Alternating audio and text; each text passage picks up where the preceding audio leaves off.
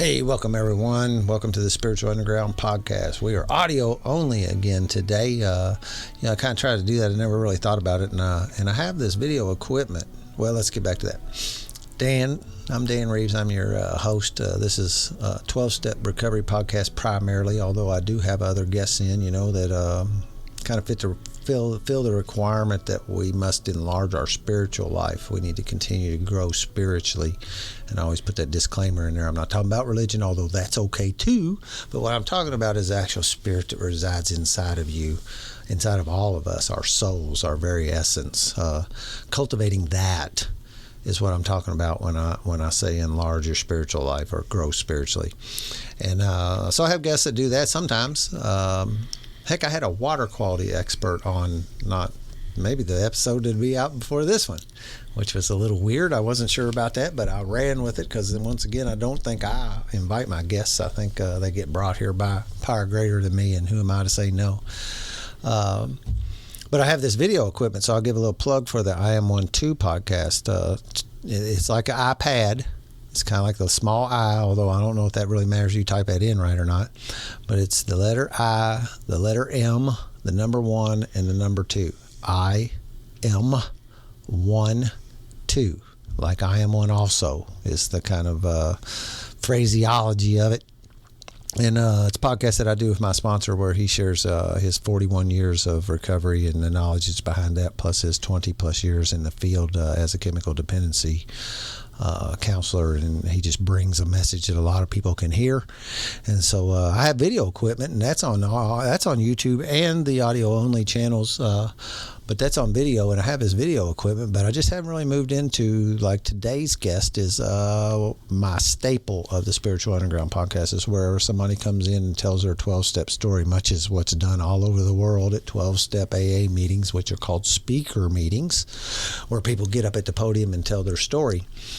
In that, though, they get about maybe 45 minutes to tell their story, and here we get a little bit longer form, and people can get a little bit more complete on kind of have to truncate it at the podium to stay within your 1 hour meeting window, plus the readings at the beginning and end. So we get to expand on that a little bit, and that's my staple here, and that's what we've got today. And I just haven't went to doing that on video much, except for like on Zoom.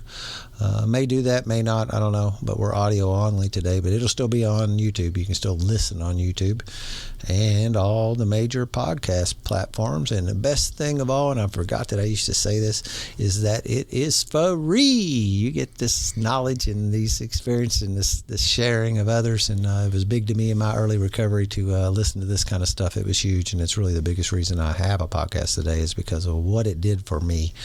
What recovery audio did for me when I was brand new.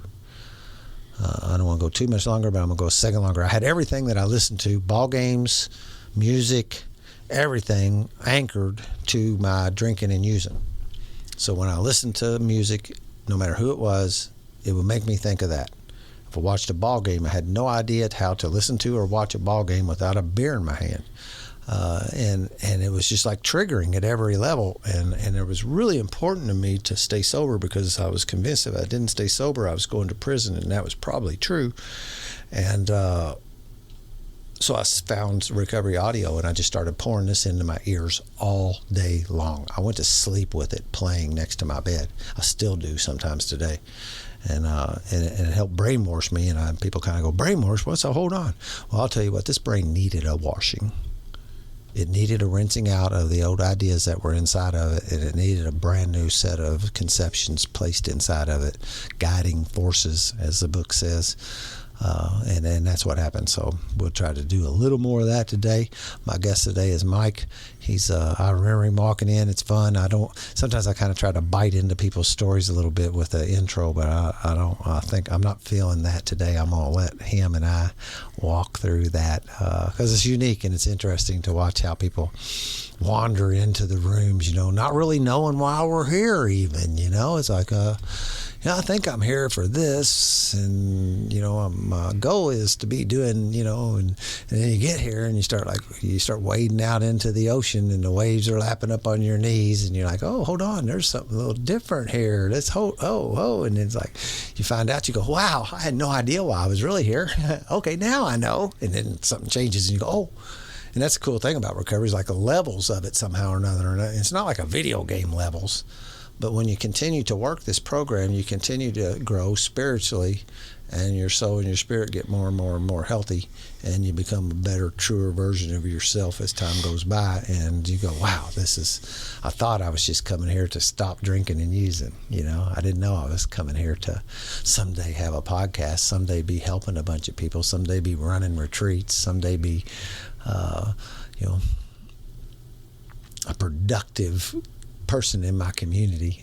Not that I wasn't productive. I wasn't a under the bridge kind of guy. But so Mike is my guest today. I always ask this first question, and I did not tip him off to this, so we'll see how easy or how hard this first question goes.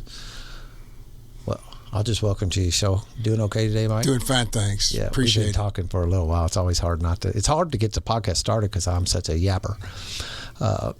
And I've never seen Mike be real short on words either under most conditions, especially on the one-on-one and stuff. What's your sobriety date? It's February 6th, 2024. Right. So in February, you're coming up on 2 years. Coming up on 2 years. What's that, about a year and a half now, right? Do you got 18 months about yet? Almost. Waiting to get that black chip. August 6th is 18 months. I'm waiting for that one, man. Heck yeah. I'm proud of it, too. Yeah. I won't say what they say in the meeting. What they call that coin. Maybe someday I will. That'll leave a little teaser for you. Where'd you grow up at? Where were you born? I grew up in Louisville. Did you? Grew up in Louisville. Grew up in Crescent Hill area. My mom and dad. My dad was a salesman, and my mom, for the first 18 years of my life, was a homemaker, and had what I would consider, for the most part, a loving upbringing. I would have guessed that you benefited a lot from Mom being home. Well, I did, but the part of my story has to do with the fact that both of my parents had a lot of trauma in their life, and I think that one of the things that as I kind of peel back the onion on looking at why I'm the way I am, is I learned that my parents, life happened to them, and they experienced some severe traumas in their life. For example, my mom, when I was 3, she was pregnant and had an almost full-term pregnancy, and then had a miscarriage. And that was a very traumatic event in any woman's life. And then the older I get, the more I realize how traumatic that can be. My daughter had the same kind of situation. It was traumatic for her, but and so I think there was a time in my life that my mom, because she was going through her own trauma, was not able to be present for me. Now, I always knew that my parents loved me, but there was other questions about how much they liked me and being present. Now, in my dad's case, his parents got divorced when he was young, and so he never had a dad in his house when he was little. And now I remember going to Grandpa's house, for Christmas time when I was a little kid, but I don't remember my dad, other than seeing his dad at Christmas time and maybe a couple of other times. He really was not present for my dad in terms of his life. So so growing up, had its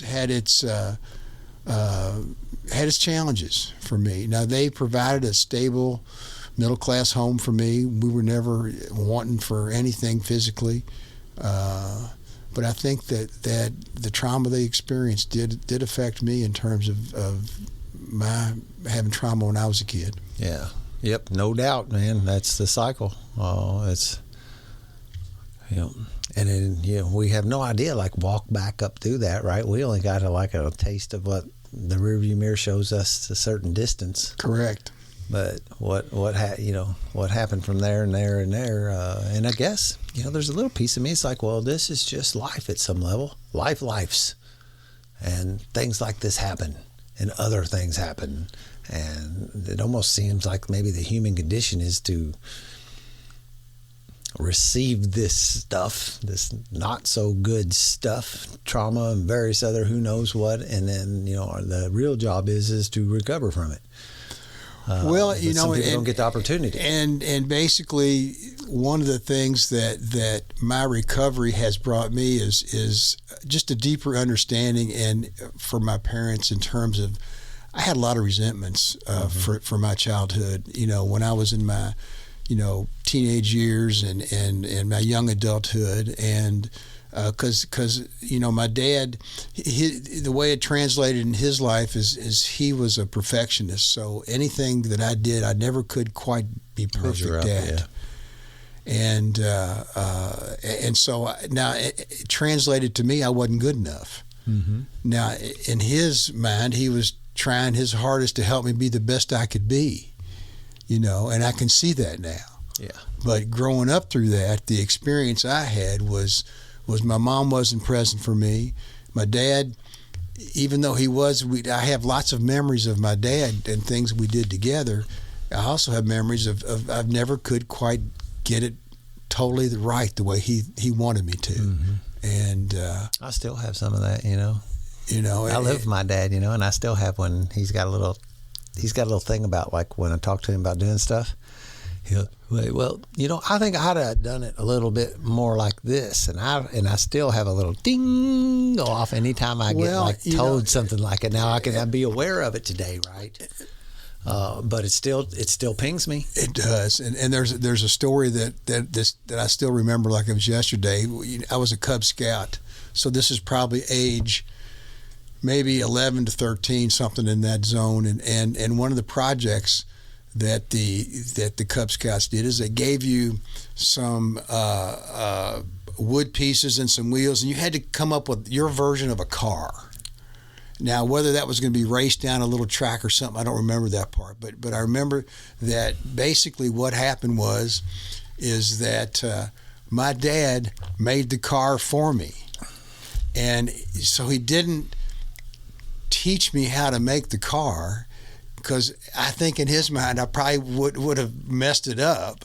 But and I remember when it was on display in however it was displayed, it was obviously the best car of all the cars in there, because the kids had made most of the cars, and you could always, it was such like a red flag. Oh, there's one made by the dad. I'm sure anybody that could look at it would see that, and it was like they booted that car out of the competition. Did they? Yes, they did. They said no. This.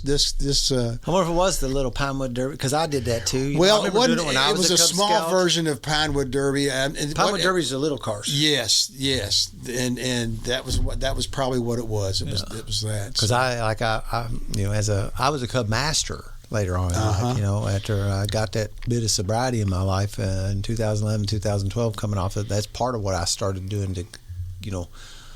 I stopped doing recovery and I started doing these things that were good efforts, right? But when you're the Cub master, you don't have time to go to the meeting.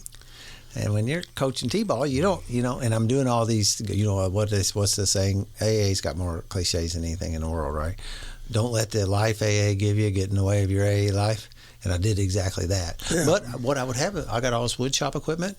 All my Cub Scouts, I would filter them through here on a schedule and help them build their cars. Now, I wouldn't do it for them, but there's some tools and stuff that they couldn't use, right? According to where their age was or whatever. But I've helped to make a bunch of Pinewood Derby cars, and I remember the same dynamic when I was a little kid.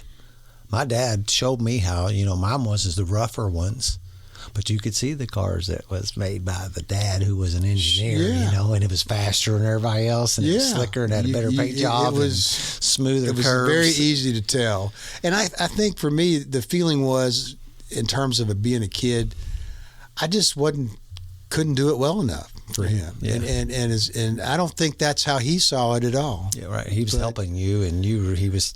Yeah, he was wanting me to do the best I could be at that. Yep. So anyway, that's that there. So my upbringing had, as I have matured and looked back on it, I've come to a lot of forgiveness for my parents. And another part of my mom's story is when she was 15, her dad had a stroke. and he was literally bedridden for the last 10 years of his life. So from my mom's age 15 to 25, her dad was in a bed being taken care of by her mom.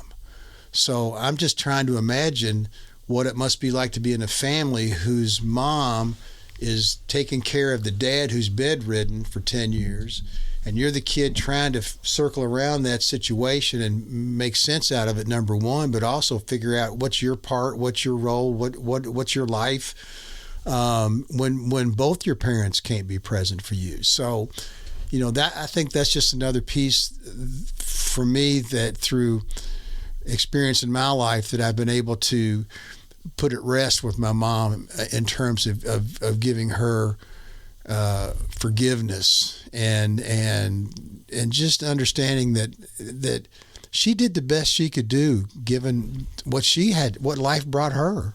Yeah. And I think it's easy to forget what other people's life is bringing them when we've got a judgment or a resentment about whatever it is we think we should have going on that just didn't go in our way at a particular time.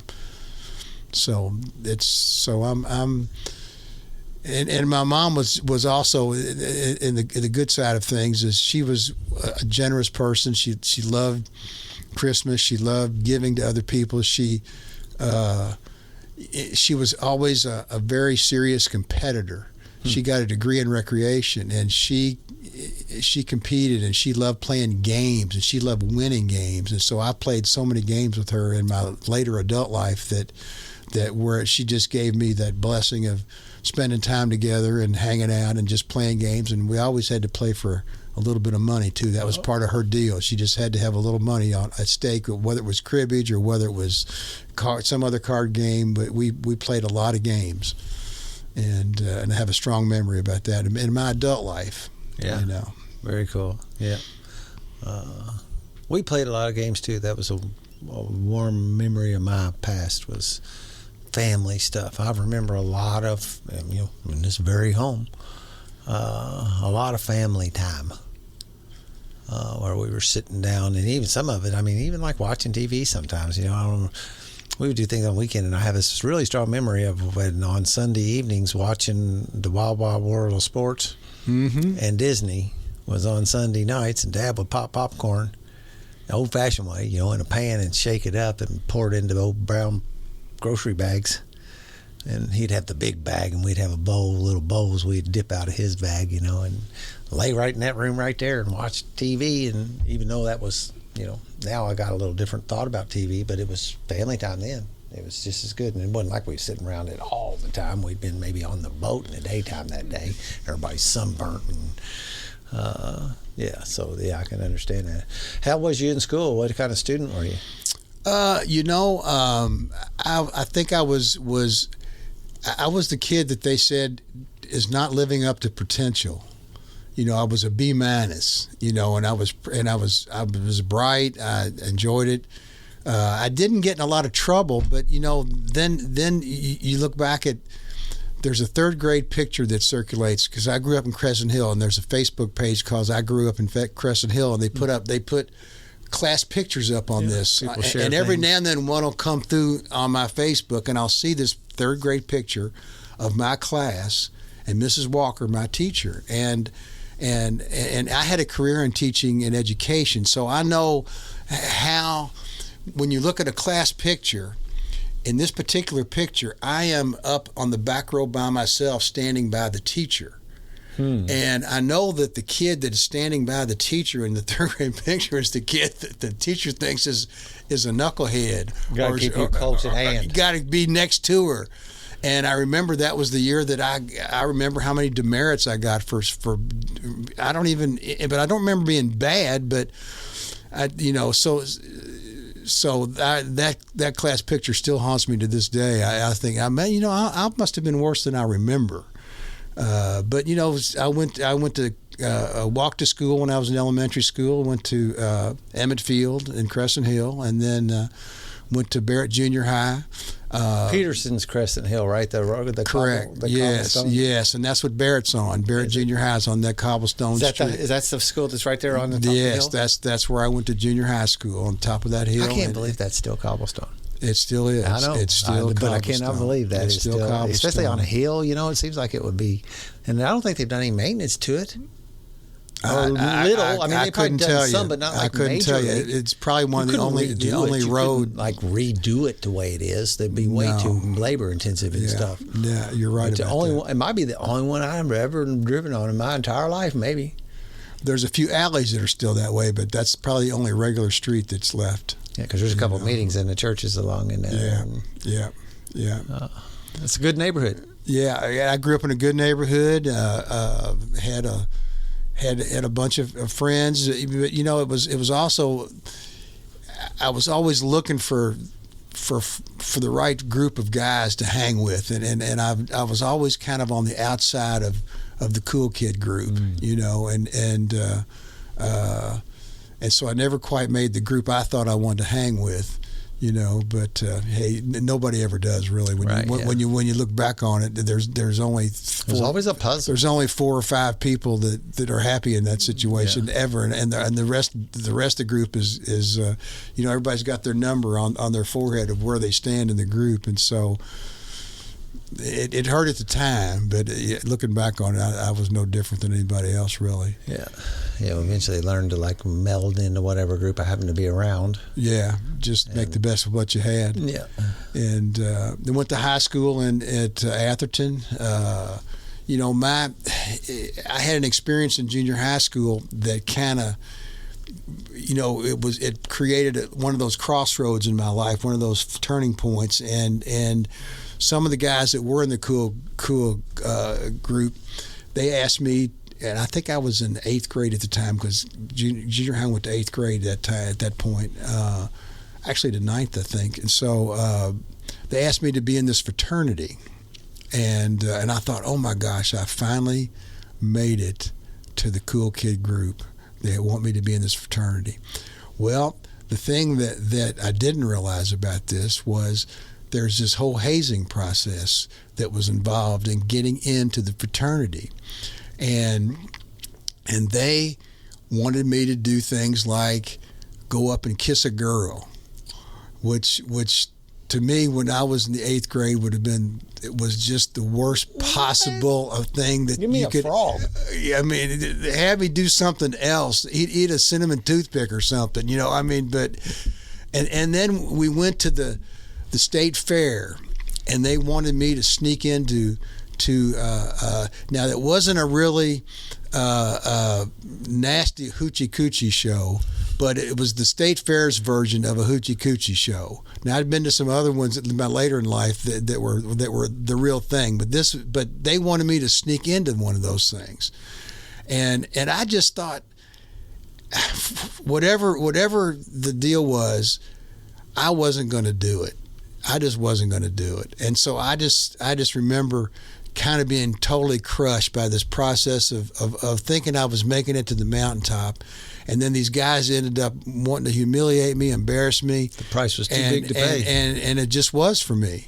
And I even went home and lied to my parents about the whole thing because I just was so embarrassed and so humiliated. And so what the point of this story is that was a turning point for me where I went from having my school be my social reality to my church being my social reality. And I grew up in Crescent Hill Baptist Church, and it was a very liberal, progressive, the most liberal progressive Baptist church in the Southern Baptist Convention. And our minister, who baptized me when I was 12 or 13, he marched in the civil rights movement, the open housing movements, and so he was a very progressive. So a lot of the messages I got from that church were very positive. We had an outreach program in the recreation program where we had a gym and we reached into the poorer areas of Crescent Hill, Clifton area at that time, and Jane Street, and brought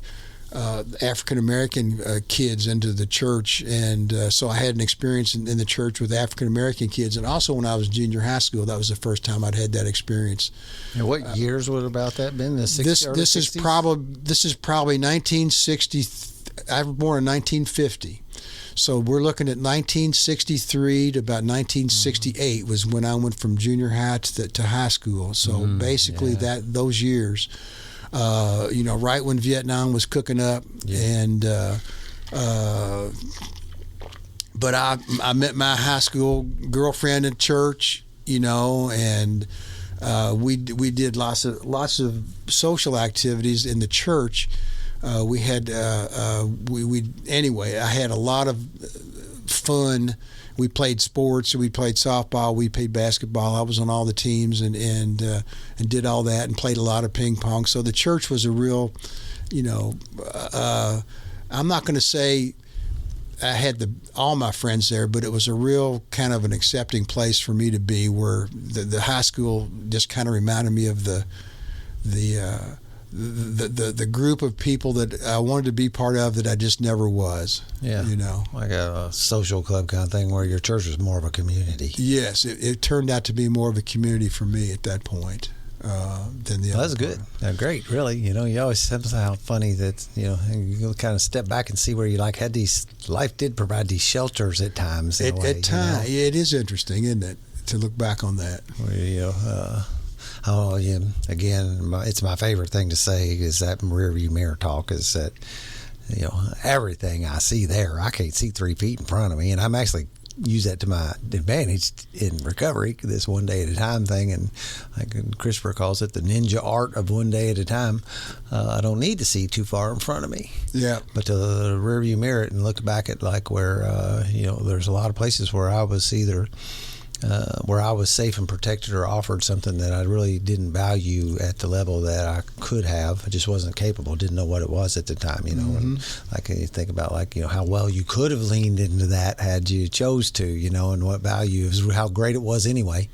And it probably, if you leaned into it harder, could have even been more. But we have these little funny things that keeps on. I'd never have met an alcoholic that did not have that. I don't fit in completely, even when I'm fitting in.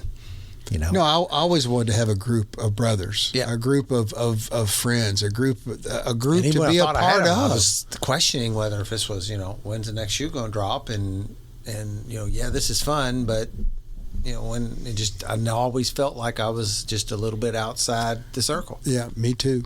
Even when the rear view mirror looking back, I plainly was not at times. Some of these times, and now some of them I was. That sounds like, so that was a really, that's a lot different story than I hear here a lot. Because I'll tell you, man, I hear a lot of childhood stories that include nothing good. Yeah. Well, no, when I look back on my growing up, and my parents had their traumas, don't get me wrong, but I was blessed to, not be.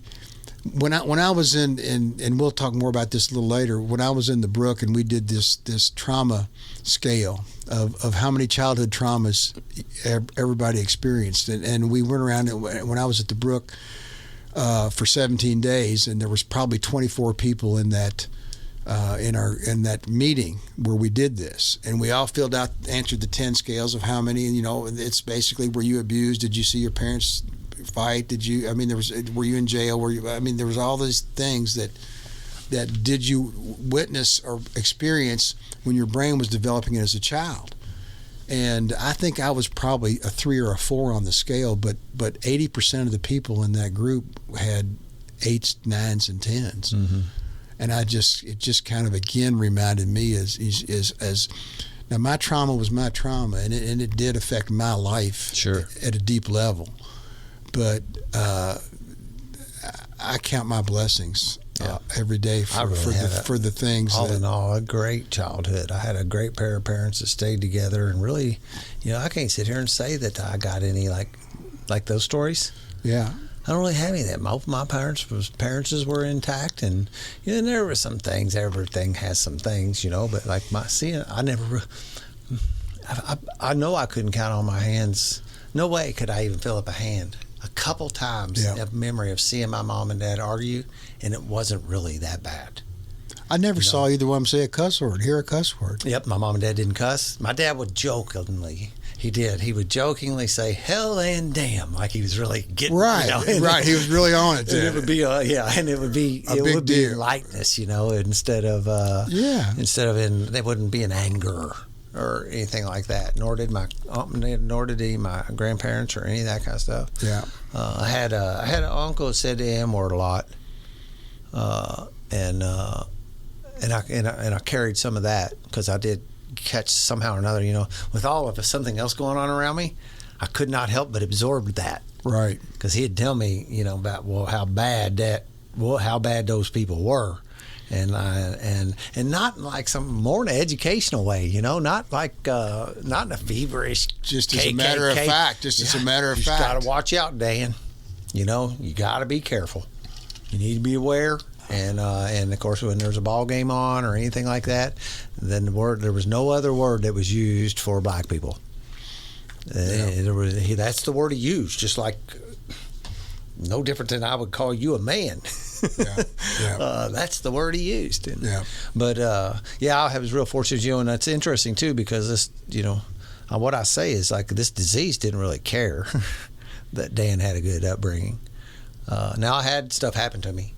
I had plenty of stuff that did happen to me. So it's a funny dichotomy for me to say that. What I really should say is that almost none of it happened in my family system. It happened outside. Yeah. That's where this stuff happened to me. It didn't happen here. So when with church in high school, was that pretty much carried you through high school? That pretty much carried me through high school. And graduated? Graduated, and it was a... Vietnam time? Early Vietnam time? Yes, definitely 1968. Vietnam. It was hot and heavy, and so it was. So you got out of high school when that's going on. I got out of high school, and the very next year is when because it used to be you went to college, you got deferred. Right. And so, but the next year they came in with the draft lottery. So when I went off to Western Kentucky University, that first year I was a freshman. They had the draft lottery drawing, and they could have picked my number because really? At that time. So it wasn't a straight up deferment. You could still get drafted out of college. Yes, I could, because they would take about 100. You got to about 120. That's kind of what I remember. But it would go. So I remember, and again, I wasn't an activist yet. The next year, I became deeply involved in the protest and went to D.C. and was on campus. And they wrote a letter to my mom about me protesting on campus, and that your son is going down the wrong path. And I grew a beard. There weren't that many beards at Western Kentucky at that point, and I had longer hair. And I was definitely a hippie, basically. And what finances college? Well, that's a great question. My senior year in high school, my dad went into business for himself, and because the business that he had worked in, he had been like a vice president, and he realized that he thought he was going to take over that business, but he realized that wasn't going to happen. I mean, the politics or whatever, all the details I don't remember, but I just remember he had a fork in his life in terms of what he was going to do. So he took the other best guy in that business, and those two guys formed their own company. And my mother went to work full-time as the treasurer of Crescent Hill Baptist Church, so she took a full-time job. My parents had just bought a new house that same year that he went into business for himself, and so he went and borrowed $15,000 from my uncle, who was a doctor, and I didn't know any of this till many years later that my uncle Charlie had financed my dad's year to get him up and running, because my dad was always a hard worker, a great businessman. They sold industrial equipment, and they were like sales reps for industrial equipment, coal companies, but other kind of stuff too. And so that was kind of in terms of financing.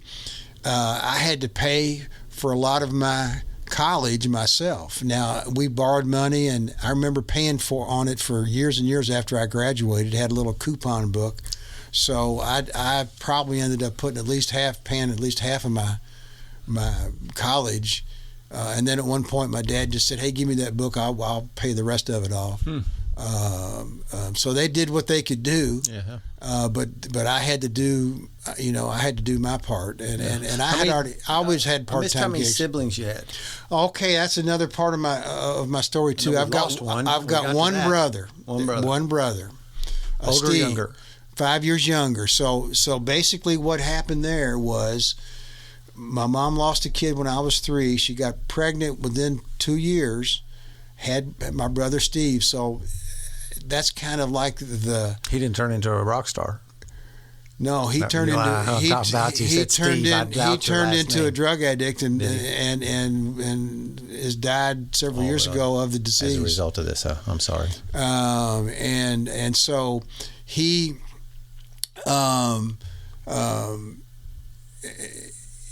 was like the golden boy for my mom, because she had gone through all that trauma and then she had this baby. So Steve, and that was part of why she could never put him back out on the street, even though that he stole from her, he stole from everybody in the family. The baby. He was the baby that had brought her back to life. Yep. And she was biologically connected to that kid in a way that just was. Now, I understood that later in life, but I did not understand that up until way into my adulthood, because my brother, and he's a lot of my story about my own recovery. He was my drug dealer for a lot of years, and we'll get to my story on all that here in a minute. But he was a lost soul, and everybody in our family tried to help him, and he just stole from us and just wanted to do it his way, and it just never worked. And it's probably been 3 years ago now, or 4, that he was cocaine and pills. Now he was always drinking too, but the cocaine and pills is what he loved, because it just gave him. Hey, I love cocaine and pills too, brother. It gave him the juice to go, and then the pills got him to sleep so he could get up and go again. Yep. And if you're doing cocaine, you're selling cocaine. So he was in that whole underworld of and again, we'll go back to me going to college in terms of me at Western, in terms of the beginning of my drinking and drugging. So I'm 19. And I never did drink in high school. Now I had the guys in the cool group drank. There was marijuana, but I was unaware of it. And later in life, I realized that there were some of the group that was smoking pot. That's what they were doing. And so this is 1967, 68. They were in high school. Were doing that. So this is early on. So I'm at Western Kentucky University. And that first freshman year, I remember going to, they had these things called toga parties, where the fraternities would basically they would try to get you in their fraternity. And again, I'm looking for a group of guys to be part of, and because I've spent my life looking for a group of guys to be part of. And so I remember going to this one toga party, and you talk about so many people, including myself, because I had no sense of balance when it came to drinking. I didn't know my limits. I didn't, I was just going to do this, and it was just a mess. I was a mess. I drank, and I got sick, and so my freshman year in college, it was more the drinking than the drugging part. But I didn't really enjoy the drinking, because whenever I started, I never could stop until I got sick, or until I just went off I won't say blacked out, but passed out. So that was my experience with drinking all the way from when I was 19 until about 39. So I had 20 years of what I would consider hard drinking, and it was, for me, it was characterized by when I started drinking, I couldn't stop that drinking. Now I could wait a week before I drank again, or I could wait a period of time before I drank. But when I took a drink, I kept drinking and drinking and drinking until I just went off the deep end. It was. I got a buzz for a while, and it was like it gave me superpowers. I could talk to people. I could be part of a group. I could be happy. but I could not stop. I just kept on going, and until I just just lost myself and all that. My second year at Western was really when number one, I seriously became a hippie, and started with, believe it or not, I did do a little bit of smoking pot, but I started by taking acid. Yeah. And me and my roommate, we took a whole bunch of acid, and I remember we always love that term. It was Took a whole lot of acid. It was, I thought I saw God. Mm-hmm. I really did. I had spiritual experiences for sure. Looking back, there were some things that happened. It was. And I don't doubt that something was happening on some other level that, and I don't really doubt that today at some level. I don't know. Maybe it was just tripping. But I had some really wild experiences. Some of it has to do with the hallucinogens, especially the organic hallucinogens, put your brain and gives it the ability to see things breathe that are actually breathing, and you just don't see them in your normal consciousness, like a tree. You see it breathe. You have a deeper connection to every alive object in the universe that there is, and some of that I think would be true if you took mushrooms today and the organic stuff so I was the tripping part was I just loved. Me too, man. I just loved. Actually, it's the only thing that still has like the euphoric recall for me today. It's the only thing that I look back. I've never had a bad trip. I've seen people have them, but I never did. I heard about them, and my first one was probably my most dramatic trip, but it didn't turn out to be bad at all. It turned out to be just because you're just awesome. not. I was saying, you're just not prepared for that the first time. No, like later you could like do things and prepare for it and put yourself into an environment where you could. You knew you had a day and a half where you had to just not have anything on your agenda. Yeah, and I would plan fun stuff to do that I knew I liked doing while I like to be in the woods. Be in the woods, listening to music. Listening to music. Yeah, big jam box on the front of the canoe, and me and a buddy canoeing down Blue River with cases of beer and tripping on acid, man. And it was something else. It was a blast. And then we started, smoking pot all the time, and back to the draft lottery. That just FYI, I don't know. I think the first year of the draft lottery, they added an extra number because it was a leap year. I think there's 365 days in a year. I think the very first time they drew the lottery, 366 numbers were put in it. And I woke up the next morning after that, and it said, June the 8th wins the lottery. And I thought, oh, my God, I'm number one. And as it turns out, I was number 366. I was the absolute last number. You talk about divine intervention, So I was like, I'm golden. I'm not going to Vietnam. And but I was in my second year at Western. I was involved in protests on campus, and we went to D.C. when Nixon bombed Cambodia, and it was like one of these 400,000, hippies and activists and Joan Baez and the whole. Pete Seeger and everybody singing, and it was, and then a group we're going over to the Supreme Court of the Symbionese Liberation Army to break in the Supreme Court, and up on top of all the buildings in D.C. you could see the police with guns, and then they started tear gassing everybody, and my roommate and I said, this is not going to end well here today. So let's just get the hell out of here. And so, but we were a couple of blocks down the street and got tear gas because the wind blows the stuff anywhere it's going to go. I mean, you can tear gas the people there, but the wind's blowing over here. So we got tear gassed, and I remember doing draft counseling for people, and if they had picked my number, I probably would have gone.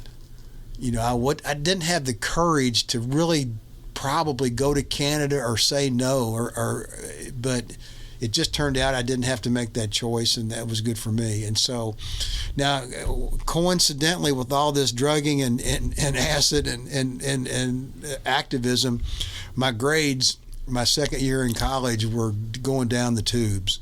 And basically, I wasn't flunked out, but I was on my way to flunking out.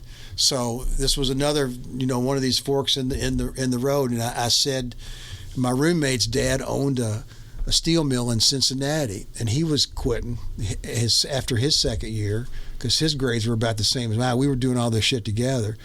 And he was going to go work in his dad's steel mill, making what seemed, at the time was probably $4 an hour or $5 an hour, but to an 19-year-old kid, where the minimum wage is $2, it sounded like a pile of money. And so I said, well, I'm going to go up, and because he said, you can come work. My dad will get you a job. You work in the steel mill. And so I remember going home and telling my parents, I said, I'm dropping out of college and I'm going up to Cincinnati to work in a steel mill. And my dad dropped out of college and never went back. And he gave his greatest speech of my lifetime in terms of telling his story to me about, if you drop out, there's a good chance you're never going back. You've got a chance to get a college degree. This is something that's. He gave his best sales pitch for me coming back home to Louisville, staying with them until I got on my feet, and going to U of L. And so that's the decision I made to do. I came back and went to U of L, and really that's that summer that I came back. I got a job down at Cohart Refractories down at 16th and Hill, which made refractory brick. I was a United Mine Worker, and I was making like $3.50 an hour. It was a union job. I ended up, one 4th of July making time and a half, making like $7 an hour, and it was like I made so much money. I just thought, this is awesome. But I always had a job when I was a kid. I would either cut grass or I was shoveling snow, so I was always. I had enough money to go halves with my dad on a car when I bought a car. So working was not something unusual for me. Yeah, I worked all my life since I was a little kid too. Pushed around the mower around the neighborhood. Yeah. Even just cutting grandma. Both of my grandparents had riding mowers, and they'd pay me to cut their grass. And yes. So I always had cash in my pocket,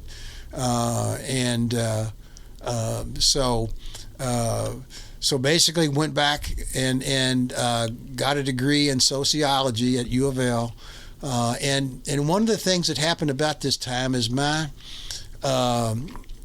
girlfriend from high school, who we thought we were going to get married, and I went off she was a year younger than me, and this is another one of those forks in the road and I went to Western, and she came and visited me my freshman year, and then she went to college the next year, and she wrote me a letter that she had met some guy and broke up with me. But before that, she had sent me this stack of books, and one of these, and they were education books about education. And there was just one of these books called Summerhill, which is about this utopian school that this guy set up, where the whole idea of the school was to give kids freedom to do whatever they wanted, and that was, you were totally in charge of creating your own curriculum. And I just thought, if they had just let me do that. I was always self-directed. I was always had an idea of stuff I wanted to do. It wasn't that I was lazy. I thought, this is, I want to be a teacher. And I also think my dad's perfectionism came into this because, he couldn't teach me how to do something. He had to do it for me. I think that me being a teacher for my career was a combination of my dad's perfectionism and my high school sweetheart, who we did not get married,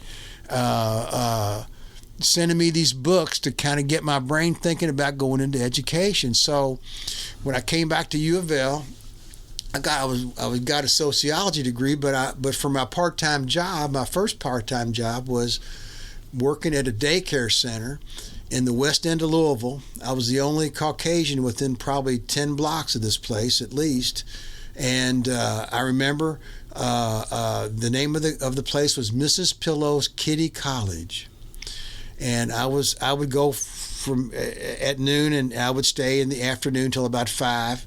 And I just remember that the kids in there, that the other daycare workers would hit the kids with rulers.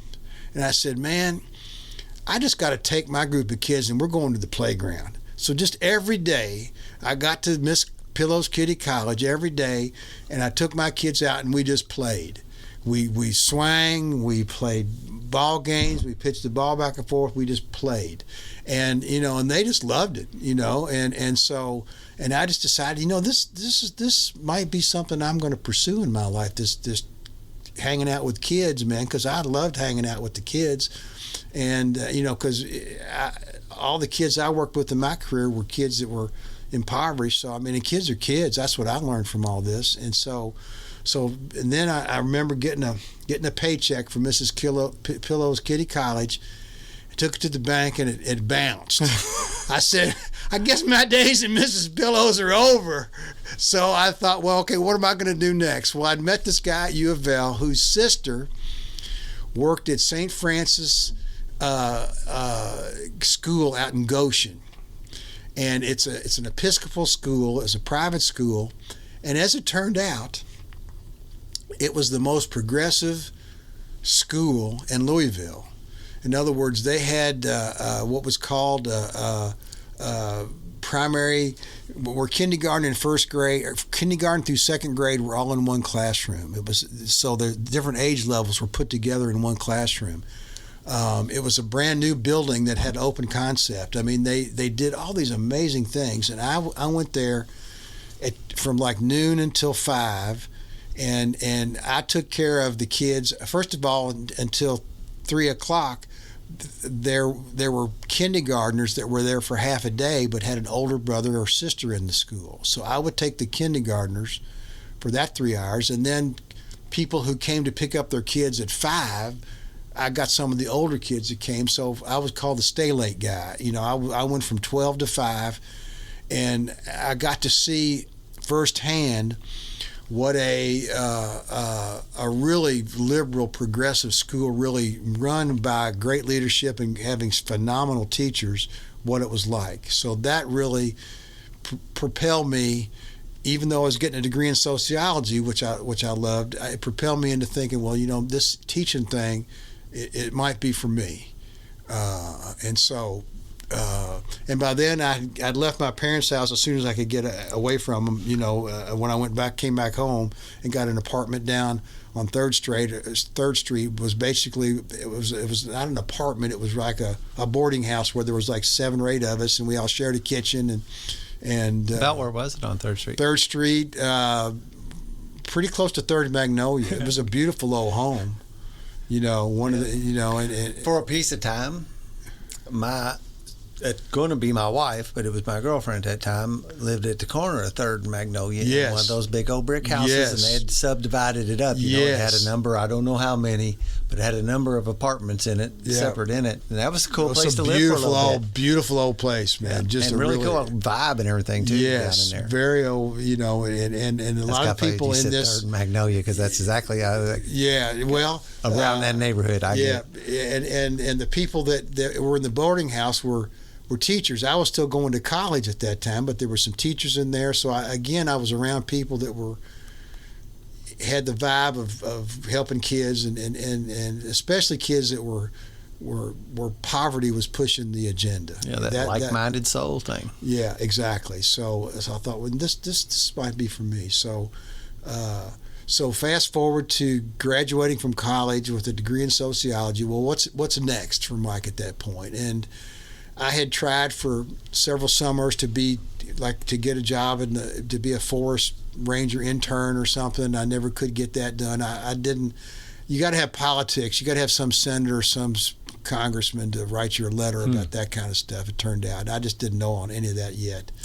But there was a program that came around called Teacher Corps, and Teacher Corps basically was the school, the urban version of the Peace Corps. In other words, if you went in the teacher corps, you went to an urban area of the country and worked in an inner city school, and they gave you a master's degree after 2 years. But you came in after the first summer, you had an emergency certificate, and you started school the next fall.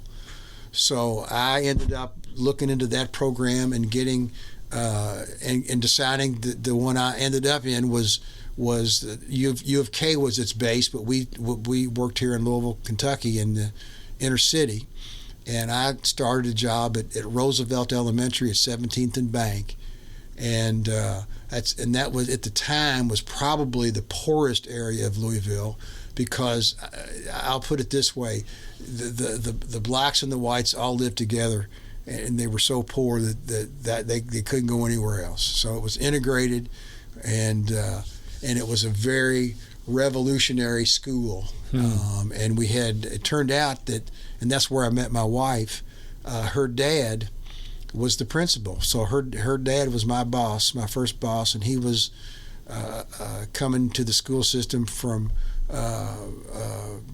being an assistant superintendent, and that was kind of, for people that don't realize it, from 1969 to 1975 was a renaissance in Louisville for urban education. We brought more federal dollars into Louisville public schools than any place in the country during those 5 or 6 years. And what it did, it brought in young people like myself into 12 or 14 schools that like shut down and reopened with all of us going in, but with some seasoned staff along with us, but a lot of young people starting their careers in poverty areas. And that's where I cut my teeth, is my first job. And so that's kind of, that carried me, in terms of seeing what I wanted to spend my career doing, working with kids that were. What were you, middle 20s? I was 22 or 23. I started young, and so that was from like age 22. I was at Roosevelt for like 7 years, and that's where I cut my teeth and stayed in this teaching profession and worked in poverty schools. And this binge drinking kind of thing that you talked about, not really I don't know if that's really the right thing, but talking about like now and again you drink to oblivion. Well, this is what we did as teachers. On Friday afternoon, we'd all go to the bar, and we would drink, and some people would drink moderately, but I was not in that crowd. Yeah. I would drink until... But it wasn't like a daily thing. It was the weekend, man. It was the weekend. Friday night, man. It was the weekend. But when I drank, I didn't stop drinking, and for people that are new to this, we call that the phenomenon of craving, the allergy kind of deal, that once I get a little bit in me, and there's some science to that too, and our deal, one thing is I just cannot handle my blood alcohol level dropping. See, some people can handle that, get a little bit and let their blood alcohol start tipping down. You and I can't do that. We got to have our blood alcohol constantly on the rise. That's the only way we're okay. I got to keep my buzz going. Yep. That was just how it worked. Yep. And we were. I would like to tell myself that I went home and went to sleep, but the fact of the matter is, I was really passing out. No, that's how it was every Friday, my school career practically, and even on the weekends. And coupled with that, so at least from age 19 to 39, that was my drinking part of my career. Now, age 19 started my pot, and I would have to say pot addiction, because in my life, partly because of the trauma that I had growing up, and that feeling of never feeling enough, I was always trying to fill up that empty hole. Mm-hmm. And I filled it up with alcohol, I filled it up with pot, I filled it up with food, I filled it up with buying things. So I've had several different, rabbit holes that you would call addictions in my life. But pot was probably what I would say is it was a 50-year. I smoked pot for 50 years. Wow. And morning, noon, and night. Were you ever a cigarette smoker? I was a cigarette smoker from age 19 to 26. Really? I remember. It's so funny you asked me that. I remember my I like college the combination, you know. Well, I love smoking. There was just something about that, that oral, feeling of taking that, and that's why the edibles never were for me when it came to pot. I like to smoke it because that was just something that, and I remember when I gave up smoking cigarettes, I just rolled 20 joints and went out west on vacation and said, I'm just giving that up. I'm just going to roll these like cigarettes and just act like I'm smoking a cigarette. And so, so I have earned my nickname Smokey the old-fashioned way, and William. So, like, what I'm hearing too is like through that window, this stuff wasn't really like. It didn't sound like I'm just kind of going on a chase here. It wasn't really messing with your work life kind of thing, as far as like getting drunk at night on a Tuesday and having trouble on Wednesday at work, or. Well, let me say this: it didn't hurt my work life, but it really hurt my spiritual life. Yeah, right. It does not. It's not because when I would drink, I would keep drinking until I would lose my moral compass, and I would do things with women that I wasn't a serial philanderer, but I would go over the line with what I would do with women that I knew I was doing my wife wrong, and so I would say that it didn't affect my work. And sometimes I thought the smoking pot made it better because I was being creative and writing grants and doing this, that, and the other. But that's another story. But it for sure, when I hit bottom, I realized that the spiritual part of my life, I've been carrying around so much stuff that that the drinking and the pot, because I smoke pot in places that it's just a miracle I didn't get caught. And I was in a profession that if I got caught, I was going to be on the front page of the paper. I was going to be in the news, and that includes being an elementary school principal. Any number of times I could have been stopped by a cop. I mean, sure. It just for whatever reason, I say guardian angels, for whatever reason, it just, it wasn't my time to go down, to lose my career that way. Yeah. So when you said you met your wife's father when you started at Roosevelt in there, did you actually meet her at that point in time? I did. She was the art teacher down the hall. Oh, really? So she worked for her dad. Well, that's an interesting story. She did work. Her first year at Roosevelt, she was in something called the University Year for Action. That was your senior year in college, and it was a government program where you went and worked in a school and got experience. And it was like getting your senior year of college. You didn't take classes, so to speak, although you had a couple, but you got mostly your credit for doing a job. Yeah. And and she second was 2 years of high school were pretty much half of them. Each of them was a similar kind of thing. I went to work and I got a grade from a boss. And basically, Carolyn was assigned to this school before her dad decided to be principal of it. So they had to have a conversation where her dad came to her and said, I'm going to be the boss here at this school, and are you okay with me coming here? And what could she say? No. So she said, okay. So basically, he wasn't technically her boss that first year because she was on the university ticket. Yeah. But the second year, she became, she got a degree in EMH, which is special education, basically. And we had this innovative program where Carolyn was the art teacher, and everybody in the school, all the teachers got passes. And if a kid was freaking out, we would give that kid a pass to the art room. And Carolyn always had clay, art, painting, make a thing, coloring. She always had this whole educational, something that the kids could put their hands on. So it was kind of like a trauma center almost. Yeah, help them regulate their stuff and just get regulated, and then go back to class. Sure. Yep. And so the story of us meeting is my dad, bless his heart, made me, for my first year of teaching, made me a sand table. for the kids to play in and write their name and measure and all that. So I had this big sand table in my class.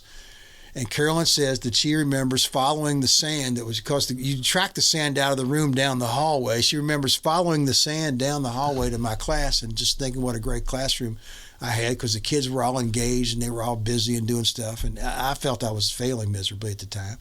But she saw that in me. And so we hooked up and not too much after we hooked up, we started living together. So we lived together about 5 years before we got married, and we've been together over 50 years at this point. Wow! And still together. And, so cool. But yeah, so she did actually end up working for her dad, which is a whole nother story in its own right. And then you all ended up being married and working at the same place, or did you? Yes, we did end up being married and working at the same place. I remember, I don't know, it seemed like that was a thing. There was always a couple couples, like especially in elementary school, but in other school, I remember, we had Mr. Briscoe and Mrs. Briscoe, and you really couldn't, as a little kid, you couldn't tell they was married, but you knew they was, and or your parents would tell you or whatever, but we had these pairs of teachers who so married. It was unusual to have have your dad be your boss, but that one would have been a little different. That didn't turn out to be a good thing in the long run. Those are tough relationships, certainly. Yeah. Well, you want to stop and take a little break? Take a little break. Yeah, and I would like to say, about the whole idea of Carolyn working for her dad. When her dad basically took a year off, and we were in our 7th year at Roosevelt as teachers, and it turned out that Carolyn, because she was in a very unique position, she wasn't actually doing the special education job the way that the people at the Board of Education wanted a special education teacher to do it. We were running our show based on what we thought the needs of the kids that we had every day were needed, and that was how we just rolled. It was a very innovative. We had national attention for that. It was it was just a very innovative school. And so when her dad left, she lost her support, and basically a new principal came in, and all the people at the board basically zeroed in on the fact that Carolyn was an EMH teacher and wasn't doing special ed. So she had a lot of pressure on her to change the way she went about doing things. And to make a long story short, Carolyn went into, this is back in 78, 79, went into a very severe depression. And she, in her lifetime, she has had 4 of these depressions. And I remember the first one being, nobody in 1978 knew about depression. And I don't even know that people know about depression today, tell you the truth, because it's basically, but in 1978, we were living together. We weren't married. We were living together, and I didn't really realize that she was becoming depressed. And then all of a sudden, she hadn't slept in 12 days, and I guess I was selfishly self-absorbed in trying to figure my way through the fact that her dad wasn't going to be there, and all of our programs had to be kind of, people reviewing us all, and she went into a severe depression, and I had no idea how to help her or what to do about it. So I thought, well, I'm just going to take her to her parents and see if they can take care of her, which I did. And to make the long story short, they were fairly shocked at how deeply, severely depressed their daughter was.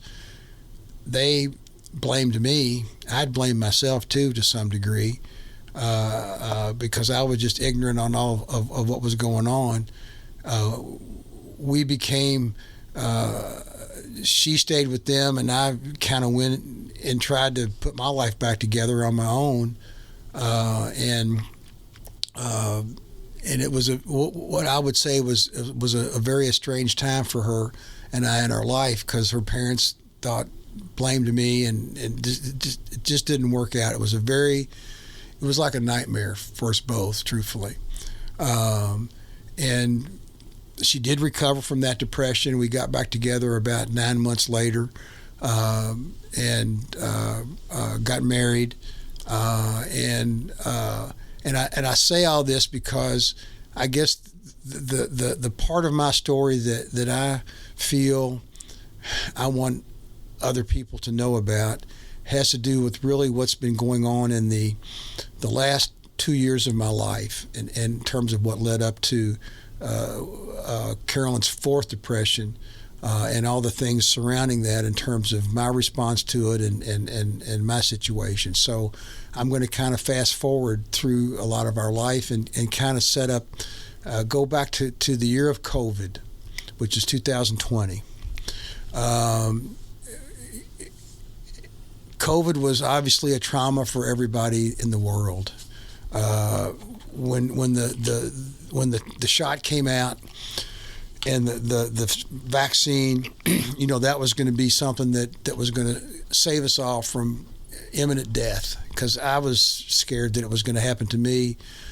So we went and got vaccines. And in Carolyn's case, she had a vaccine and had a very severe reaction to it, and ended up in the hospital for like 2 weeks, and ended up with diverticulitis and some other related intestinal things, which just terrified me, because I thought that because she had such a severe reaction to the shot, to what was going to save us all, quote unquote, that she was a candidate for, if she ever got COVID again, she was going to be a person that would likely have a severe case of it, and had a great likelihood of not living through that.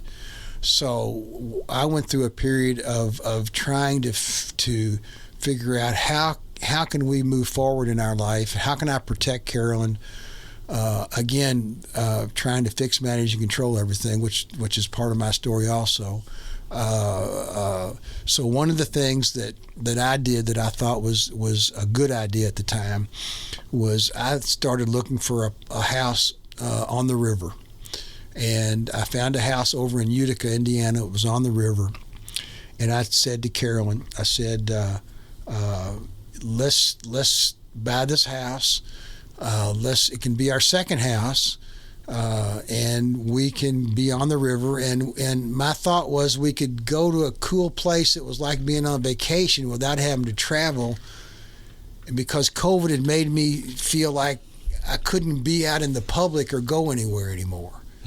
And so this was kind of the beginning of Carolyn and I becoming isolated in some ways from our friends, our family, our support system, with this new house that we got.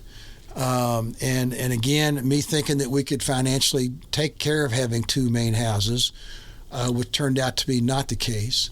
And so we were in this place. We decided to move to it and sell our homestead that we had for 34 years. And this was in the August of 2 years ago, of 2024. And we were in the process of moving and moving to the Indiana home.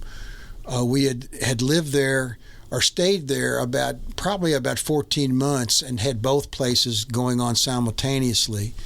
And Carolyn became severely depressed again during this process of us moving over to Indiana, and us being in Indiana at the time. And so basically,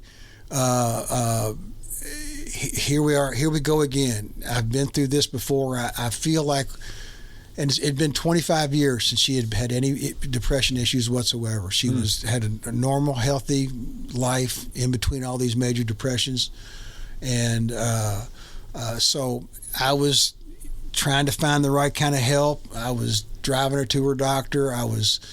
And I knew. I said, my game has got to be taken to another level because I'm taking care. I'm the main caregiver now for Carolyn, my mate, my soulmate, my partner, my lover, and is going down. And I'm thinking, I can't go down myself because I'm taking care of her.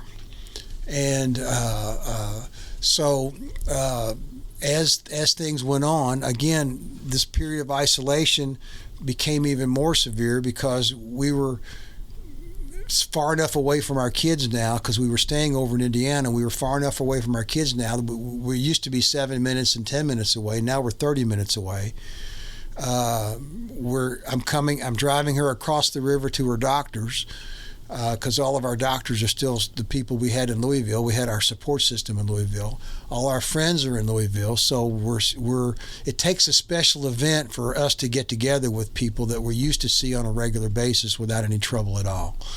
So this slow process of isolation is starting to take effect on me in terms of losing sleep, in terms of again, one of the things I've learned about myself in the 12 steps has been my playing God with other people's situations, and my trying to fix, manage, and control and think I can save somebody else.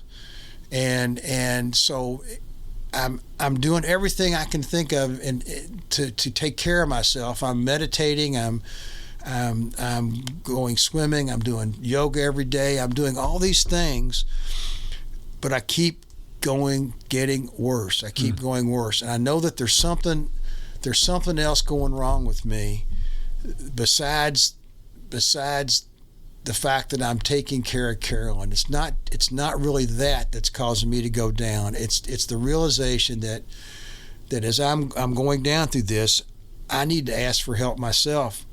So I went and found a psychiatrist and to help me with my sleep issues. And we went through a series of drugs that were to try. I've tried all kinds, and it wasn't working. We couldn't find the right one. And I remember saying to my psychiatrist, I said, "Now, I think I'm becoming mildly depressed myself, and trying to take care of my wife. And so can we talk about getting an antidepressant?" And he says, "Well, since we started you on a new sleep medicine this week, let's not try 2 new medicines at a time. Let's talk about that next week." And I said, "Well, that kind of made sense to me." Mm-hmm. And so the next week I went to his office and I told him, because my mental health at the time was telling the story of me being a caregiver for Carolyn. And I told him my story of how I was doing, what was going on, and I said, "Well, I want to talk about getting an antidepressant because I think I'm getting depressed." And he says, "Well, our 20 minutes is up. That's how much time we have, and we'll have to talk about this next week." I thought to myself, this is not right, number one. So I said, "Well, okay." So I got a message a couple of days later that he was going to be out of the office next week, and for me to call the schedule person and make get a new schedule, which I did. And as it turned out, the first appointment that they had available for me was a month later. So the bottom line is, from the time I said to my psychiatrist, "I want an antidepressant because I'm getting depressed," to the time I was going to actually see that psychiatrist was 6 weeks. Mm. And I said, this is fucked up. I'm firing this guy. I'm not doing this. This is just wrong. So I fired him, and I thought, well, we had gone to see another psychiatric nurse to get a second opinion on Carolyn because she wasn't getting any better, and we just wanted to get another opinion about what was going on with her. And so I said, well, I'll try her out as a psychiatric nurse for me, because I really didn't know anybody else, and Carolyn was seeing a counselor from her practice. So I thought, well, that's, anyway. So I set up an appointment with her to do an intake, and it was on a Sunday afternoon, and And I remember going to the intake. Her place was on First Street. I got there. It was the appointment was for 1 o'clock. I got there at 1:45. I was waiting. 1 o'clock came. Nobody showed up. 1:15 came. Nobody showed up. I said, this isn't a good sign, because I just gotten an email or a text the day before that your appointment tomorrow at 1 o'clock be 15 minutes early. So it wasn't that I hadn't heard from them. Yeah. I knew I was right about the time, and so I called her, and through a series of phone conversations, I got to her and I said, what's wrong? I'm waiting here at your office. She says, oh my gosh, I didn't have you on the schedule. And I says, well, you texted me yesterday that this was the time we were going to meet. What's the deal? And she says, well, I can be there. Give me 15 minutes. And I thought to myself, well, this started off bad, but I'm kind of in a rough situation. I'm going to give her a chance and just see what happens. So I wait another 15 minutes. She shows up with her husband, who is her office manager, and we have an intake, which they ask the normal questions that a psychiatrist does, and I give her my whole story about what's going on with me, that I'm losing sleep, I'm mildly depressed now. I didn't want to have an antidepressant that affected my sexual impotency, because some of them have that on their deal, and some of the medicine I was taking for my sleep deprivation, I could tell was affecting my sex life in the wrong way in terms of getting an erection, so she prescribed something for me called Wellbutrin, which does not have sexual side effects, and it's an antidepressant that I had heard of, but I had at that point I had never taken an antidepressant. Period. I had taken sleep medicine that were benzos. I'd taken strong medicine, but never an antidepressant. And so she put me on that medicine, and so I noticed that I was on that medicine for a week, and on day 5 of that medicine, I went from being mildly depressed to severely depressed. And I also, before I was on that medicine, I was having these fleeting thoughts of killing myself, but to get myself out of my situation because I couldn't handle it. But I could control those thoughts. I could get them to leave my brain, and then I could think of something else. So I was still in control of my brain. But I noticed 5 days after taking this medicine that those thoughts were strong, and I could not control them. I could not stop thinking about it. The way out of this situation is for me to kill myself. And I thought to myself, this is, and then I went and read the bottle of the side effects, and all the antidepressants had the same list on them, but this had suicidal ideation. This had, all the things that I was happening to me that were on that bottle were happening to me that moment. And so I said, man, I'm in trouble. I'm in deep trouble. And it was at that point that I realized my life was unmanageable and my life was out of control. And it wasn't just that I was taking care of Carolyn, which it wasn't just that. It was the fact that I was on the wrong medicine, number one. And also I was a spiritually broken man. I was spiritually broken by my life, the things I'd been carrying around with me for my whole life. And God intervened at this moment, and God intervened and sent me. I have a nurse in my life, Nurse Ben, and Ben calls me every month and checks in on me. It's just something that's part of one of my doctor's deals that I get a nurse. And this Nurse Ben knew me and knew my situation, knew that I was taking care of Carolyn, and he called me the morning that I was realizing that I was in such deep trouble that I needed to do something. He called me and said, well, Mike, how are you doing today?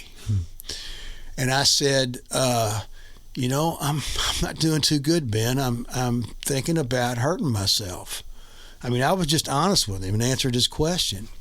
He said, well, Mike, since you've told me that, I've got a protocol that I need to follow, and we're going to have to either get you in touch with your psychiatrist and talk to her right now and me on this phone, or you're going to have to take yourself to the hospital and get evaluated.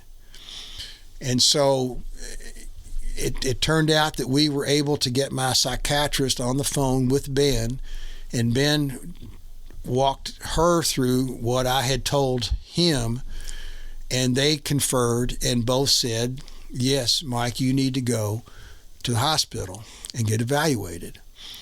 And so at that point, Ben says to me, do you want me to talk to Carolyn about the situation? Because I hadn't told Carolyn I was going down, because she was depressed herself. I thought if I tell her how bad a shape I'm in, it's going to devastate her even worse. And I hadn't told my family about it, hadn't told anybody about it. I was at that point where I was isolated from everybody, myself, my higher power, everybody. And so I decided I'm going to be honest with myself, and I'm going to go to the hospital and get evaluated. So at that point, Nurse Ben talked to Carolyn and told her. She was, of course, very shocked. I called my daughter, Claire, and I told her what's going on. I said, can you, and I called our best friend, Gail, who came to be with Carolyn, because I didn't know what was going to happen with me, but I knew I wasn't going to be there. And so Claire came. I called my daughter Jenny, so she knew what was going on, so she could come hang with Carolyn also. And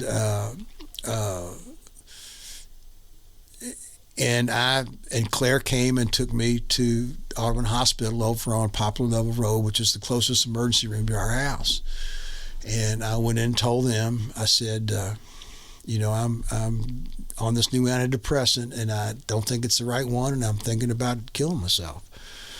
And they, put me in a room, and believe it or not, they let Claire be in there with me, although they had somebody else sitting at the door the whole time I was there. So I got there probably about 9 o'clock in the morning, and it took a while for them to kind of process everything. And they said, well, do you want to talk to somebody at the Brook and do like an evaluation and see what they have to say about what's going on with you? And I said, yes, I do. And so maybe 3 or 4 hours later, they rolled in a video cam recorder, and I had an interview with an intake officer, or whatever you call an intake specialist at the Brook at KMI out on the Grange Road. And they asked me the questions about harming myself and just what's going on in my life, and I was honest with them about what was going on.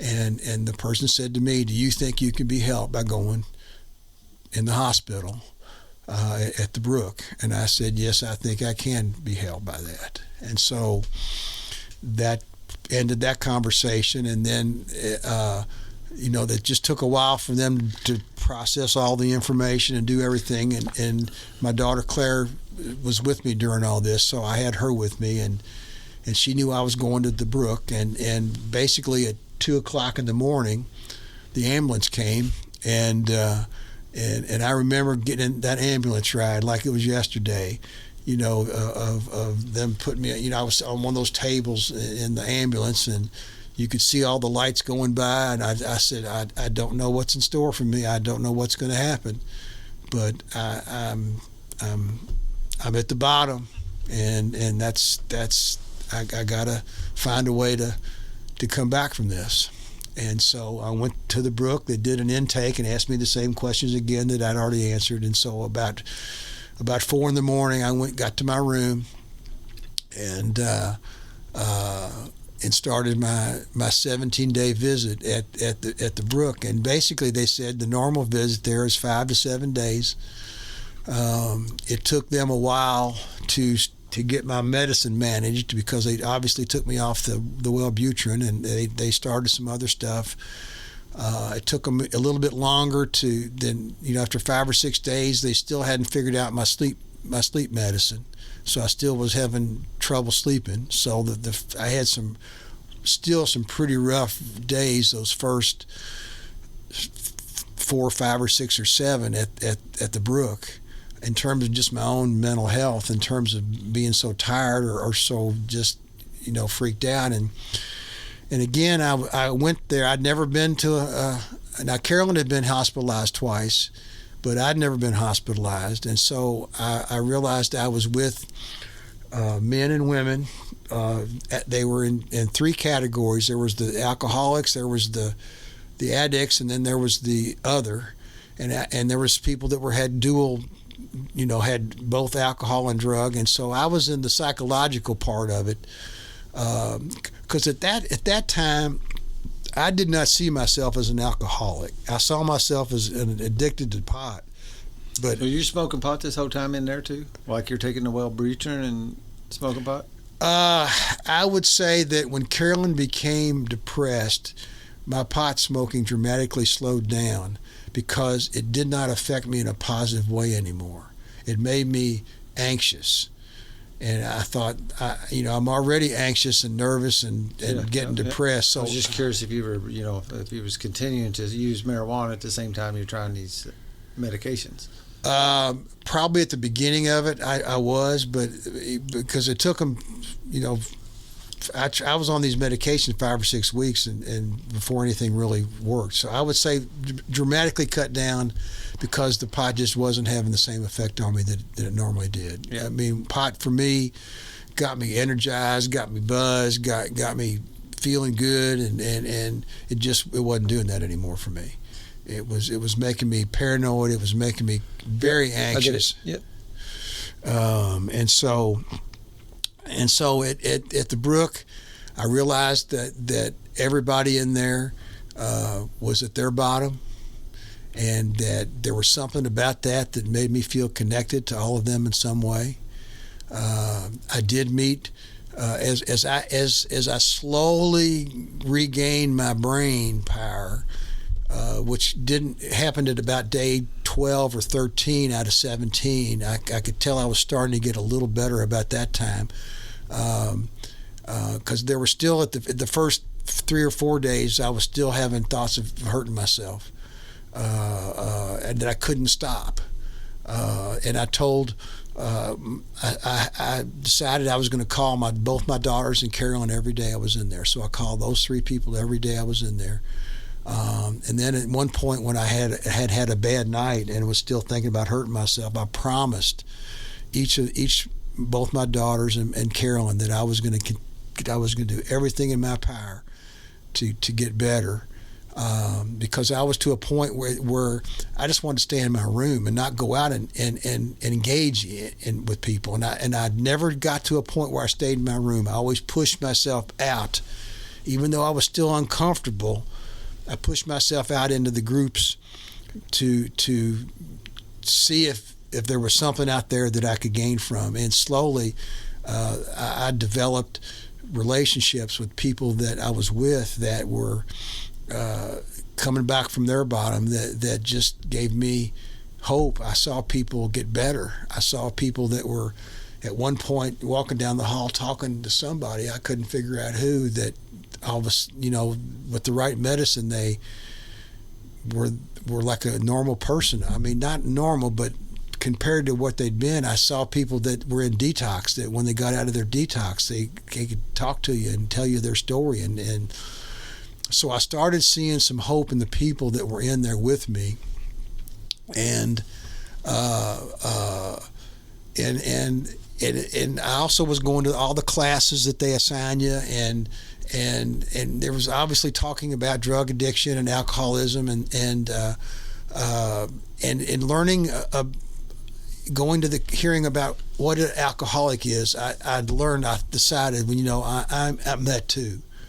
I'm an alcoholic, as well as addicted to marijuana, because the way that I used drinking, when I drank, and I couldn't stop drinking until I passed out or went beyond. I couldn't ever control that in any kind of reasonable fashion. So I just decided I am one too. And then I met this guy I met this guy. His name is Tim, that was a tech that had been in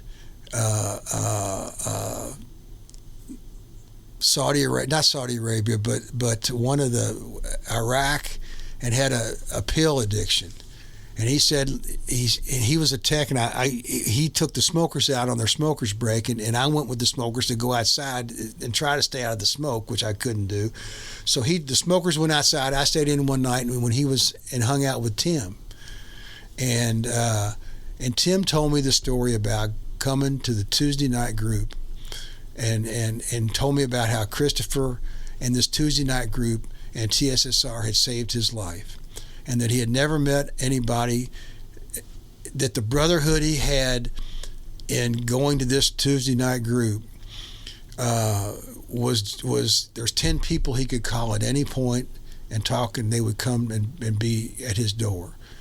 And again, at that point, I had not yet decided I was a alcoholic, but he had talked about this TSSR of being for people that weren't alcoholics.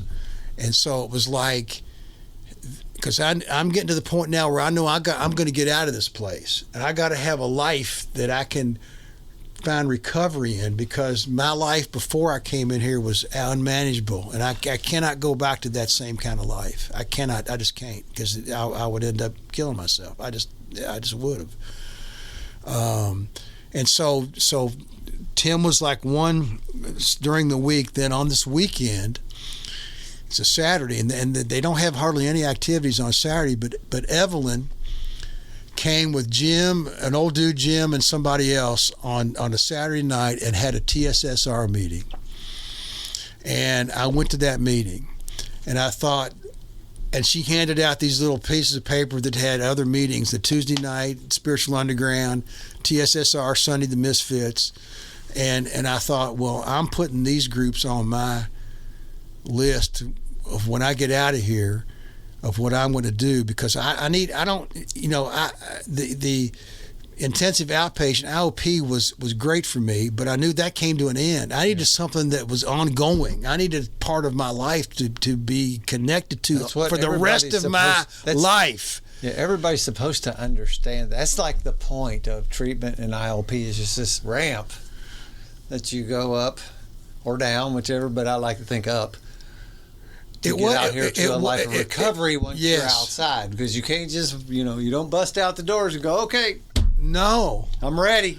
No, I was not ready. And so those two events, talking to Tim and then Evelyn showing up, and I was in tears because I had shared at that meeting, and Evelyn showing up and handed me this little piece of paper that had this stuff on it. I'm thinking, I'm starting to feel like there is a life for me out there beyond what I'm going through, even with Carolyn's situation being the way it is. There is a life, and again, I'm starting to get a little better, and my sleep is starting. Basically, the bottom line at the Brook was they wanted me to be able to sleep 6 hours a night before they'd let me out.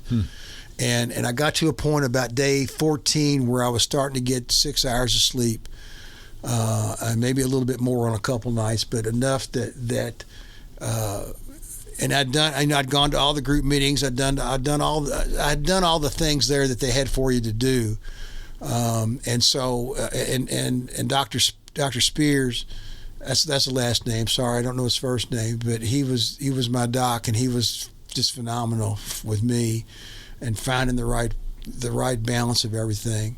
And so I graduated from the Brook after 17 days, and went to IOP. I had a wonderful IOP teacher, Junior Mundy. He's spent 20 years as a Native American elder, so he had a whole flavor of the Native American stuff that was so just wonderful. That and he was really good, and that's where I met Spencer. He was in my same IOP, and with Junior Mundy, and so my IOP was good, and then I came to the Spiritual Underground meeting, and I remember coming in my first night, and you just wandered in there by yourself. I just wandered in there by myself, and there was an energy that I could feel, and it was palpable for me. It was very palpable, and people came up, and it was probably Ross and Brian came up and hugged me, and there was other people that welcomed me, but I could just see in the room, I could see and hear the energy and see and feel the energy of people being connected with each other, and I thought, I've waited my whole life to have a group of people I can feel connected to, and I said, this just might be the one. This just might be the place. And I went to the Misfits that Sunday after that Tuesday and started that group, and I think it was the second time I came to Spiritual Underground, because I know I introduced myself as a pothead the first, and I think it might have been until the second week that Toby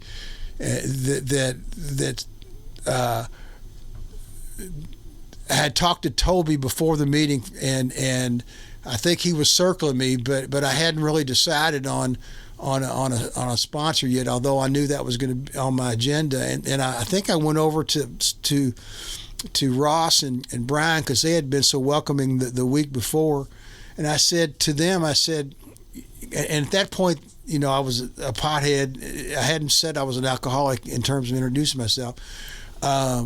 They said, you just finished talking to a pothead over there, and Toby, he might be the one that you want to gather with, that you want to be your sponsor. So I just went back and hooked up with Toby, and it's been a wonderful relationship ever since, and is to this day. I will be forever grateful in what he's given me, and going through the 12 steps. I will be forever grateful in the new life I have developed and I have become part of. I will be forever grateful for you and the Spiritual Underground opportunities for brotherhood, for knowledge, for the deeper understanding of having a higher power. And again, have a spiritual progress, not perfection, on all those things. But I can tell you that my life today, my life is transformed. Yeah. And I am so thankful to be in this life I'm in. And life is still happening all around me. My wife is still severely depressed, but I can just tell you that I am able to be present for her, to love her, to be tolerant of our situation, and the things I've learned in the 12 steps, the whole idea of accepting things the way they are, of not being in charge of the outcomes of your life, of not having expectations that you put on other people on how they should be or who they should be or where they should be.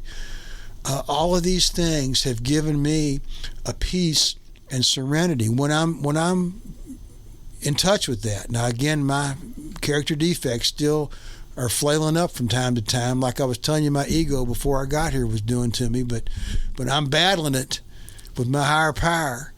And I'm winning that battles more times than not these days. But my life is transformed, and I feel just like Tim, the guy that told me he had 10 people he could call, and they would show up for you, and I feel like I have that today in my life, and I feel connected to people on a daily basis,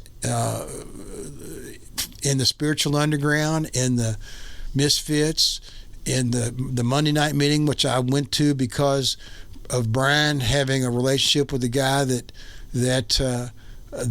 started that meeting and then killed himself, and Brian was the one that found him, and just that whole story. I said, look, if it's good for Brian, it's good for me, man. And I started going to that group on a regular basis, and I know that I love the story of you finding Derek there and giving him his red carpet, and it just.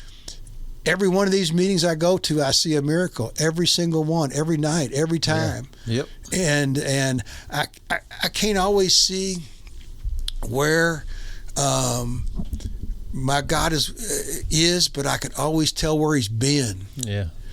Because I can just see it in these people, and that's what I want to share with whoever might listen to this podcast. Is I want to let people know that whether it's alcoholism, drug addiction, depression, there is a place for you. There is a place to come. There is a place to be, and you can find your guidance at these places through the 12 steps. And in addition, having completed the 12 steps, I now have the great honor and privilege of sponsoring somebody. Now, my first try at it didn't work because he dropped out on me, but I did everything I could do, and I just moved on. But this time around, it's different. I'm helping somebody that's really at their bottom and is really doing the work. And I can tell that I'm the right person for him. He says that to me. We both. He's the right person for me in terms of what I'm getting out of this, and it just fills me up spiritually to go back through the book again and read these chapters and find new stuff that as Mark R says, live ink. And wet ink. Well, Toby, he says live ink. Toby says wet ink. I mean, so Scully said wet ink. Yeah, that's where that came from. So Mark always says things a little bit different. He does, and which I love. I love that man. And so, I just want to again say I'm grateful to be here with you and the brotherhood that I have learned to, and now. The first year I was sober, I didn't have as many social experiences outside of these meetings than I've had since I've started my second year of sobriety. I've been fishing. I go play cards. We go to the Spiritual Underground retreat.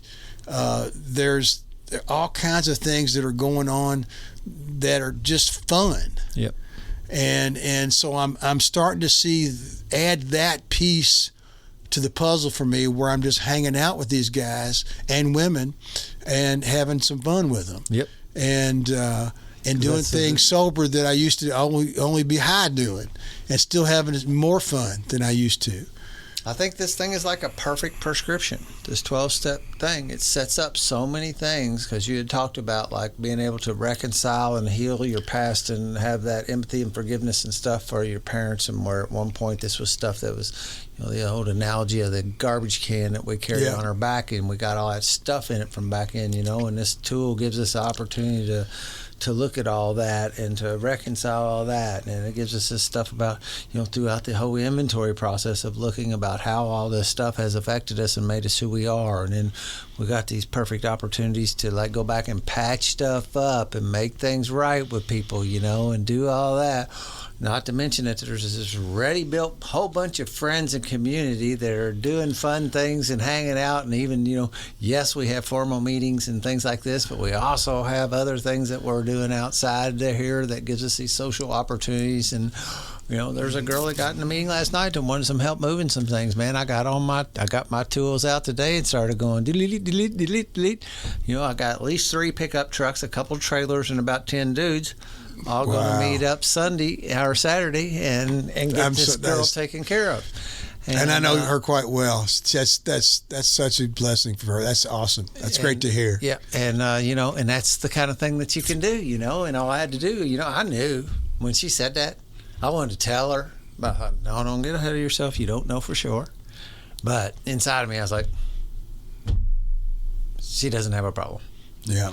And so that kind of thing. And then when I need some help doing that, or somebody else, we get together to move one of our friends from point A to point B, or we run down and have a guy's aunt's whose river home down in Utica, speaking of that, is getting flooded and needs some help, and boom, and we all go down there and do some service, and then it puts you in touch and gets you to understand, even at the most, even people who had like some kind of relationship with a higher power, don't seem to be able to necessarily effectively utilize that connection with that power.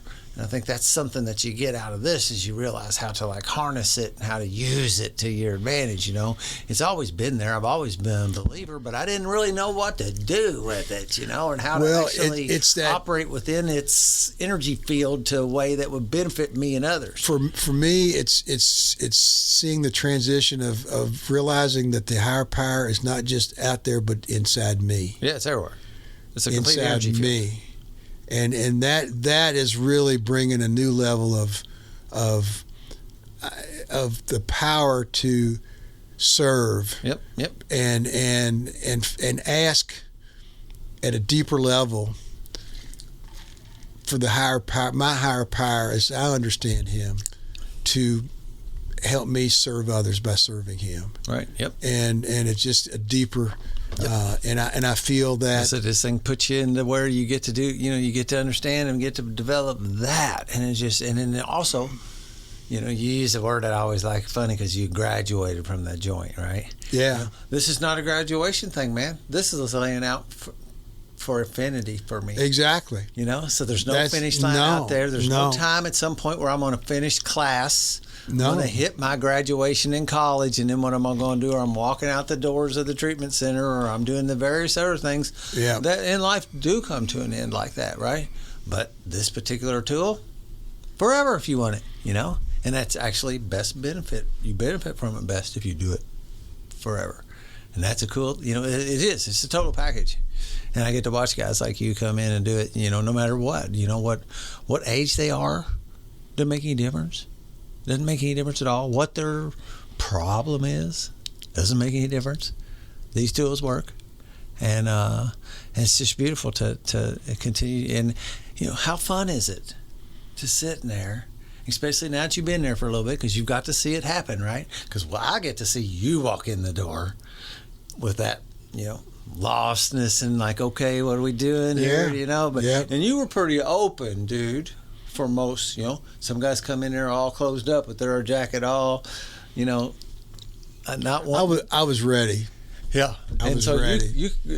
But my point is, watching these people come in and then get to witness this transformation over and over and over, and the evidence keeps building up so deep that I can't, just keeps on deepening my understanding and my belief in what's going on here, and it's just a very cool thing, and I don't, I feel very young. I do. At 55, I feel very, very young. At 75, I do too. Good, because I hope to in 20 years. I do too. And I, and what's so interesting is that I'm going on the Colorado trip. And I knew back when I was thinking about doing this that this was going to push me. But it has pushed me in so many good ways to raise my level of just being. Yep. And just not to mention, and plus it's brought me closer to my son-in-law. He says, "Now, Pop, you have got to go on this trip. It's the trip of a lifetime for you. You've got to do that. Now, if it means that Carolyn needs to come over and spend that time with us, she can come over here and spend that time with us." Cool. And I can't wait to help outfit you for all the stuff you're going to need and the stuff you're going to do. And so he's been, he calls me Pop because he's a guy that was a number 9 on the trauma scale growing up. He's had a rough, but he's transformed his life into just being a wonderful husband to my daughter and Very father nice. to his kids and son-in-law to me. Just a wonderful man. And And I'll say to people out there too, if you're a part of a community like this and you're not doing all this stuff we're talking about, well, be the person who starts organizing it and getting it together. The other people will help you if you will say, hey, how about if we, it's the kind of thing like when you go knock on the door when you were a little kid in the neighborhood and you say, hey, you want to go play? People will come play with you. If maybe it's your job to go knock on the first door, and then two of you show up at the next guy, and when he looks out the door, or he and she, whatever, looks out the door and sees two of you is out there to play, he's certainly going to, he or she's definitely coming out, and then you end up with this wad of people who, down the street there's 12 of you, and that person, yeah, I'm in, I'll come play with y'all. And we get to do some real cool stuff in that account. So we've been very fortunate with some things that we do a lot of cool things outside the rooms, not just showing up, the multiple meetings that we actually have a connection in, but also doing things outside like the Colorado trip. It's a great experience, no doubt. Thanks to Travis for getting that started, and amazing stuff. And managing it. And also I like that, the fact of the matter is people that, we can share all different ways, but there's also a thing where there's only a handful of guys older than me in that group, maybe not even a handful, and I like that I have also some place to look elder, to me, and not in a total respectful and honorable way of having some guys that have more experience in life than I've got. To be able to hear. I've loved hearing your stories today and drawing from that. It really did lift me, kind of get high doing this, and it's not real often that I get to hear a story that dates like yours did. That I really enjoyed that. Well, listen, I've really appreciate the time we've spent together today, and I've really enjoyed telling my story. It's fun. And it's healing for me. It's cathartic. It's healing for me. And it just gives me, again, just reminds me of the many blessings I've got. So I want to thank you for that, sir. Any closing thoughts? If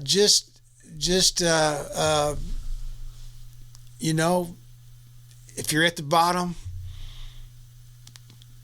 come back, give it a shot, because there's people, places, knowledge, love. It's out there for you, and that's what I would say, because I when I hit my bottom, I realized my life was unmanageable. And if your life's unmanageable, you can find your way back, because there's lots of people that are shining examples of having found their way back. Yep, there is a way. Absolutely. Cool. Well, I'm going to change it up. I always say two things when I end this podcast, and that's not exactly true. I always say it when I'm doing these 12-step rooted podcasts. That's what I say. Some of my other guests, I don't bother saying this. And I'm changing it. I decided today, actually, or the last couple of days, and decided today, just want to, well, first off, if you're not having a blast in your recovery, you're not doing it right, because that's available to you. Like I said, go knock on some doors. Ask some people to play. There's a blast to be had. You can have fun in recovery. It should be fun. We absolutely insist upon enjoying life. And I used to say thank you for allowing us to participate, but I got a new word. Thank you for allowing us to demonstrate our recovery in this manner today. Peace out.